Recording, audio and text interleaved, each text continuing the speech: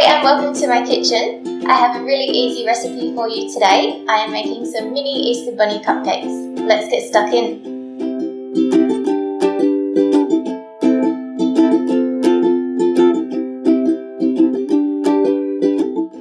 The ingredients I'm using today are 125 grams of butter, which has been softened, 1 cup of caster sugar, 2 teaspoons of vanilla extract, 2 eggs, 1 cup of plain flour, and half a cup of milk at room temperature.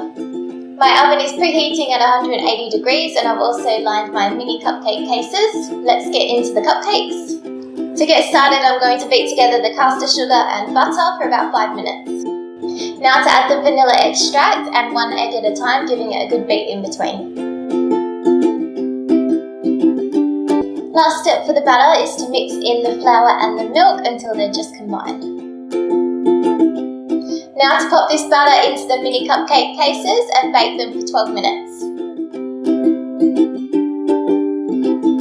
I've just taken these mini cupcakes out of the oven, and while they're cooling I'm going to make the icing. So for the icing I need 125 grams of butter softened, 3 teaspoons of vanilla extract, 2 cups of icing sugar and 3 tablespoons of milk.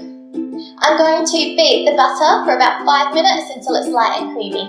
Now to add the vanilla extract to the butter and 1/4 of the icing sugar at a time, giving it a good mix in between. Now to add the milk and give the icing a really good mix.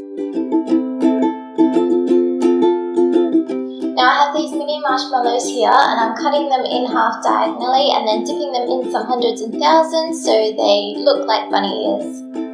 All there's left to do is to ice these little ones and then pop the ears on top.